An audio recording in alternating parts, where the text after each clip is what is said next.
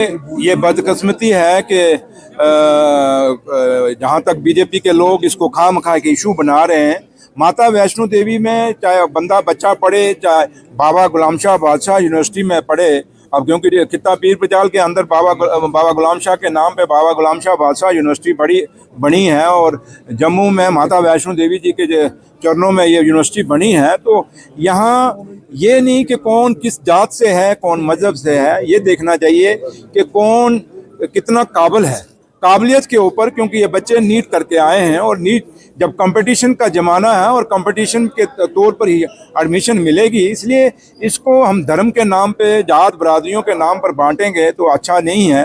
क्योंकि जम्मू कश्मीर का एक अपना भाईचारे की मिसाल रही है, और हम खामखा का जब एजुकेशन को भी हम धर्म के नाम पे बांटना शुरू करेंगे तो मुझे नहीं लगता कि फिर काबिल लोग आगे आएंगे। और अगर आपने काबिल लोगों को, अच्छे डॉक्टर, अच्छे इंजीनियर, अच्छे अपने ऑफिसर्स बनाने हैं, तो आपको जो अच्छा कोई एग्रीकल्चर में कोई साइंटिस्ट भी बनेगा तो अच्छा तभी बनेगा जब आप कहीं ना कहीं एजुकेशन में क्वालिटी होगी।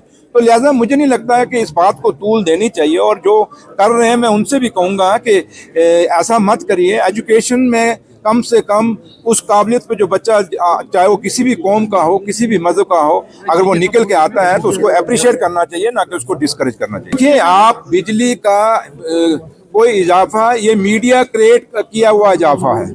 अगर कल आपने उमर साहब का एक डिटेल में बयान सुन लिया, जब उमर साहब ने कहा कि ये फाइल मेरे पास साइन करना तो दूर है, ये फाइल मैंने देखी भी कहीं नहीं कि किसने हाई किया है। तो इसलिए ये एक मतलब कि क्योंकि कुछ ताकतें ऐसी हैं जो उमर अब्दुल्ला सरकार को कमजोर करना चाहती हैं, तो वो नए के नए इशू रोज जम्मू कश्मीर में उठाते हैं।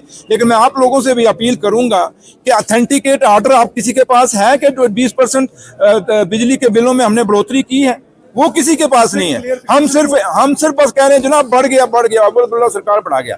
इन चीजों में, र्यूमरबाजी में, इस अफवाहबाजी में जम्मू कश्मीर ने आगे भी बड़ा नुकसान देखा है। और मैं आज भी आप लोगों से अपील करूंगा कि इस र्यूमरबाजी से बचना चाहिए, अफवाहबाजी से बचना चाहिए, अपने लोगों को गुमराह नहीं करना चाहिए। देखिए, अब वो क्या कहते हैं, अगारुल्लाह साहब क्या नहीं कहते, मुझे उससे कोई लेना देना नहीं। मैं एक ही बात जानता हूँ, अगारुल्लाह साहब को किसने रोका है? और अगारुल्लाह साहब अब कोई ऐसे गली के या किसी मोहल्ले के या किसी टाउन के खड़पेंच नहीं है, वो ऑनरेबल मेंबर पार्लियामेंट है। और मेंबर पार्लियामेंट को किसने रोका? आप, क्योंकि आज यूटी है हमारी, अभी पार्लियामेंट लगेगी, वहां बात रखे ना अपनी। मतलब किसने, आज मैं एमएलए नहीं रहा हूं तो मैं कहूँ जी मैं प्रोटेस्ट करने जा रहा हूँ, फिर मैं एमएलए किस काम का हूँ? तो इसलिए ये एक ब्रेकिंग न्यूज बनाने के लिए, एक अपने आप को खबरों में रखने के लिए आप जरूर ये कह सकते हैं, लेकिन ऑनरेबल एमपी हैं और एमपी का अपना एक प्रोटोकॉल है और उनको बात करनी चाहिए। आए ना सीएम साहब से बात करें, आए वो हिंदुस्तान के प्राइम मिनिस्टर से बात करें, होम मिनिस्टर से बात करें। मतलब सड़क पे एक बयान दे देना एक एमपी को क्या जचता है? अगर आप सही मायने में लोगों के हमदर्द हैं, पहले वो रिजर्वेशन पे बोलना शुरू हो गए, देखा कि रिजर्वेशन पे सरकार ने अपना जो है फैसला वो कर रही है, तो उसको हट के आप आ गए हैं बिजली पे।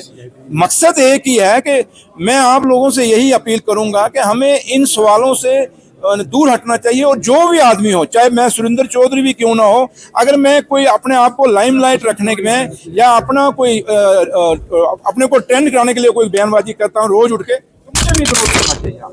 आपको वो चीजें जिसमें जम्मू कश्मीर का एकता बढ़े, जम्मू कश्मीर का भाईचारा बढ़े, और जम्मू कश्मीर में अफवाहबाजी न चलाए, आप करें। किसने रोका आपको? हिंदुस्तान के आईन ने कहीं किसी को नहीं रोका। इसलिए मैं इस पे ज्यादा, जब उमर साहब ने, एक ऑनरेबल चीफ मिनिस्टर जो इंचार्ज मिनिस्टर हैं बिजली के पावर के, जब उन्होंने क्लैरिफिकेशन दे दी है, तो मुझे लगता है कि आप कभी हम उसको कहें वो ये बोल रहा है या वो है, सरकार किसी के बोलने से नहीं चलती, सरकार लोगों के कहने से चलती है। या जम्मू कश्मीर की सरकार या जम्मू कश्मीर के लोग काका साहब के 21 दिन में सरकार चलनी है?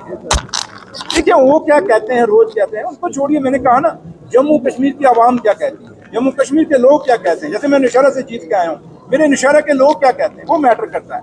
यही मैंने कहा कि जब वो एक आम आदमी नहीं है, वो आज हिंदुस्तान की पार्लियामेंट में जो सबसे बड़ी पंचायत, हमारी महापंचायत है हिंदुस्तान की, उसके मेंबर हैं, उनको किसने रोका है? वो आए ना, सड़क पे रोज बयान दे देते हैं। लेकिन उनको बोलो ना, उमर साहब को अगर आपने रिजाइन दिया था तो रिजाइन है कहाँ है?